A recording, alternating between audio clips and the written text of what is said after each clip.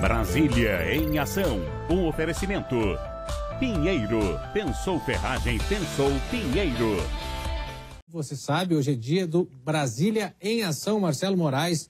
Assunto importantíssimo e de interesse geral. Aí não é só setor produtivo, é todo mundo se interessa por reforma tributária. Bom dia para você. Bom dia, Pauta Nova. Bom dia a todos aí que estão nos assistindo. Reforma tributária afeta a vida não só das empresas, que é o que a gente costuma tratar aqui sempre, né, Pauta Nova? Mas de qualquer cidadão. Hoje a ideia é a gente tratar esse assunto de uma forma mais didática, bastante simples, para que as pessoas que estão em casa entendam como essa reforma tributária que está sendo discutida agora, começando a ser discutida, pode afetar no dia a dia delas para melhor ou para pior.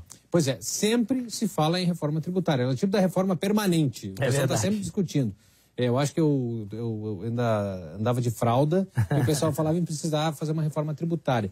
Agora, o conteúdo da reforma, ele normalmente varia conforme o governo, conforme o momento econômico. E o que a gente pode dizer, assim, em linhas gerais, para começar a entrar nesse assunto, sobre a marca dessa reforma que está em discussão, ainda não foi aprovada?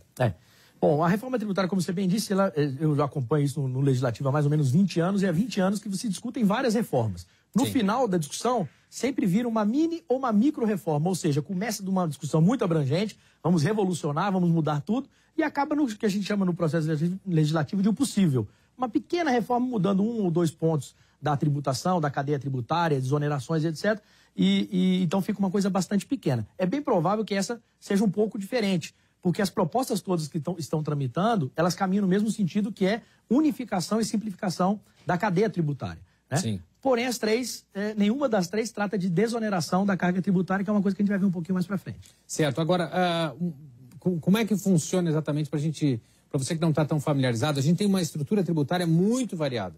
Você tem impostos municipais, estaduais, aí no caso distritais, os federais, alguns se sobrepõem e geram uma cobrança muito grande, um peso muito grande no consumo, né, através do ICMS e tal. Isso.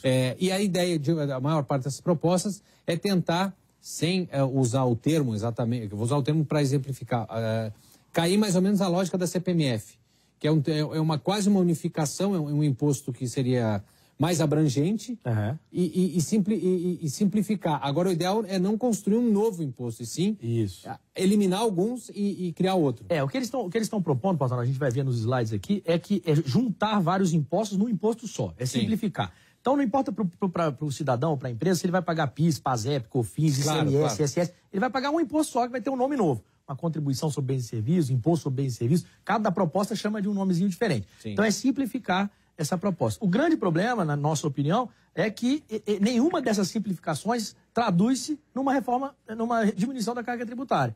Tá? Ou seja, vai mudar tudo, vai simplificar, vai ficar talvez mais fácil, menos burocrático, o que é bom, não é ruim. Porém, a gente vai continuar pagando a mesma coisa que a gente paga hoje no final, no consumo. Tá?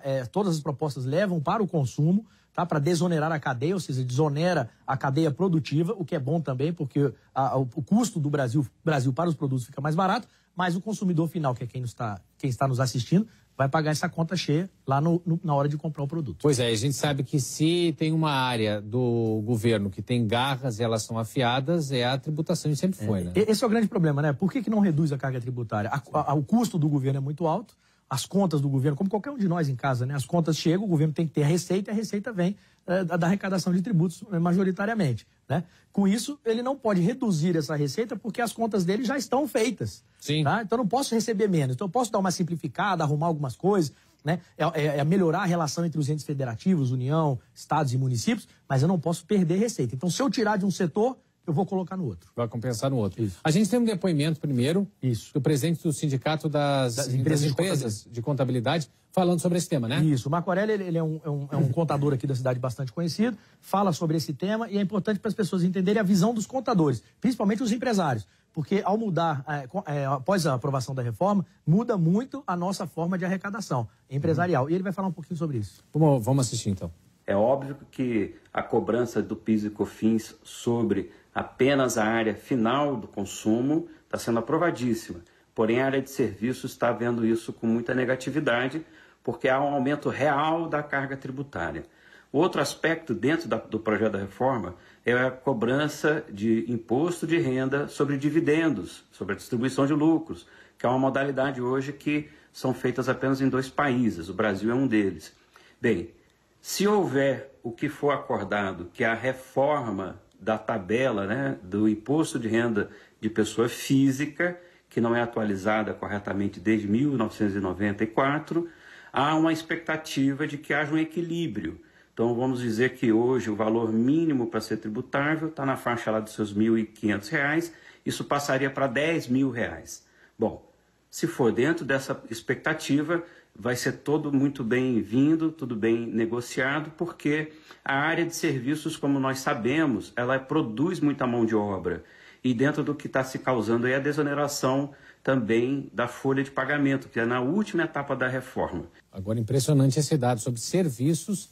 E se a gente for olhar em Distrito Federal, o setor de serviços tem uma relevância aí muito importante. O Brasil inteiro, né? Aqui Brasília é varejo, né? E serviços, basicamente, né? Mas o setor de serviços já está se mobilizando, né, Portal Nova? É aquilo que a gente falou anteriormente. Para desonerar um setor, você onera outro. E na proposta, principalmente na do governo, do Poder Executivo, vem onerando muito o setor de serviços, porque onera o consumo final. Né? Não desonera a folha, não desonera a cadeia produtiva do setor de serviços, porque ele não tem cadeia produtiva, claro. E onera o consumidor final, ou seja, onera o produto dele lá na ponta. Mas ele está se mobilizando e é um setor bastante organizado que faz muita pressão no Congresso. É bem provável que a gente tenha mudança nisso. Normalmente eu não conheço proposta que entrou para discussão no Legislativo tratando de tributação e que não foi alterada no longo do caminho. Normalmente ela vai sendo até desconstruída no processo. A gente brinca que nós, no Legislativo, temos duas certezas. Primeiro, na política, né, que você será traído um dia, na política isso é certo, e segundo, que nenhuma reforma tributária sairá como ela entrou. Sim. Então, vai ser muito modificada, as discussões vão ser longas, não vai ser fácil, porque além da relação entre os entes federativos, tem também problemas dentro do próprio setor produtivo, tem problemas dos auditores fiscais, tem problemas dos consumidores, então essas entidades que defendem o consumidor também vão entrar nessa discussão. A expectativa é que seja uma coisa rápida, mas nunca é. Sim, pois é. Vamos dar uma olhadinha na tela? A gente tem os dados para a gente dar uma resumida. Explica para a gente aí, Marcelo, o que a gente pode... os principais pontos que a gente pode detalhar dessa reforma. Isso, aí é o que mais importa agora, para as pessoas entenderem por quê, né? O que está tramitando, né? O que fala coisa da Câmara, coisa do Senado, coisa do governo. Então, as pessoas ficam confusas. São 3 propostas, tá? Uma na Câmara, que é uma emenda constitucional, outra no Senado, a emenda constitucional 110. A da Câmara, ela pega 5 impostos, tá? Que está aí na tela, né? Sim. O IPI, o PIS, o COFINS, o ICMS e o ICS, e reduz isso para um imposto só, que é Imposto sobre Bens e Serviços. Sim. Então, isso é a simplificação, né? Ela não trata de benefícios e incentivos fiscais, ela praticamente proíbe isso, tá? A não ser que sejam benefícios para o contribuinte de baixa renda ou para o cidadão de baixa renda. E tem um prazo de transição, Porta Nova, de 10 anos, ou seja, depois de toda a discussão, tem 10 anos para implantar. A do Senado, que é essa do lado, ela é bem mais ampla. Ela vem de uma proposta do Luiz Carlos Rauli, que era um parlamentar, foi um deputado federal por muitos anos. Sim. Ela pega 9 impostos, então ela é bem mais ampla, e reduz isso para 2. O IVA, que é o Imposto sobre Valor Agregado, e o Imposto Seletivo, o IS. Tá? Ela já trata de benefícios e incentivos fiscais, ou seja, a guerra entre os estados é permitida nessa reforma, tá? Que é uma coisa diferente do que a gente vinha tratando nos últimos 10 ou 15 anos, né? Evitava-se isso. E o prazo de transição dela é de 5 anos, é mais curto. E, por fim, a proposta do governo... É importante o pessoal entender que o governo diz que vai mandar 3 propostas. Essa é a primeira, tá? Então, a primeira pega 3 impostos, são só os impostos federais, PIS, PASEP e COFINS, e trata isso num imposto só, que é a contribuição sobre bens e serviços. Então, ela é menor um pouquinho e leva, como a gente falou aqui anteriormente, o consumo final dessa cadeia do PIS, PASEP e COFINS, para o pessoal entender, os empresários pagam R$ 3,65 hoje, tá? Nessa cadeia, que pode chegar lá no final, no máximo 9. Sim. O governo quer fazer uma taxação alíquota única de 12. Ou seja, quem paga 3 vai passar a pagar 12. Um absurdo. Esse taxando. De aumento, né? Que é o setor de serviços, basicamente. Tá? Porque o setor de mercadorias, ele se acredita na cadeia. Eu pago 3, o outro paga 3, mas lá no final eu tenho um crédito que eu posso abater do meu imposto. Sim. O serviço não tem isso. Claro. Tá? Então é aí que está a grita em relação à proposta do governo. A gente tem mais uma tela, né, para a gente mostrar. Isso. A última é só para fortalecer aquilo que a gente falou no início, em que pese a gente não ter uma carga tributária muito alta, né? Fala assim, a carga tributária brasileira é muito alta. Ela não é. A gente vê na tabela aí que ela não está, né, entre as 20 mais altas do mundo. O grande problema da nossa carga tributária é que nós não temos os benefícios dos impostos que a gente recolhe. Claro. Então, países que têm uma carga tributária mais alta do que a nossa, a educação pública é maravilhosa, o serviço de saúde pública é maravilhoso, não tem problema de segurança. E no Brasil, aí sim torna a nossa carga tributária cara, porque a gente paga e não tem o retorno do Estado. E aí a gente mostra só essa lista, né? Nós não estamos entre os primeiros, mas não temos o retorno que o Estado deveria nos dar. Sim.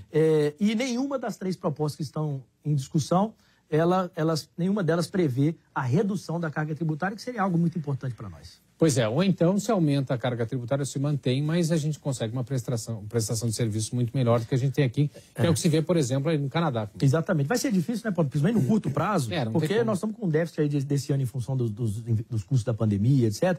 Algo de 700, 800 bilhões de reais são as estimativas do governo de um déficit público para 2020. Ou seja, ele ficou devendo no final do ano, né, vai ficar devendo cerca de 800 bilhões de reais. Isso vai ter que ser recolhido nos próximos anos, né, 21, 22, até 24, 25 pelo menos, né, para você recompor esse caixa.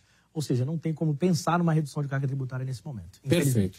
Bom, nosso tempo está terminou, né? Marcelo, muito obrigado aí mais uma vez pela nossa conversa, sempre muito rica, e tem mais na semana que vem. Tem mais, e na semana que vem também tem uma novidade, Patrão. Queria te convidar aqui, que é surpresa para você. Nós vamos começar a fazer as lives aqui no Instagram da Record. Opa, legal. Né, toda terça-feira.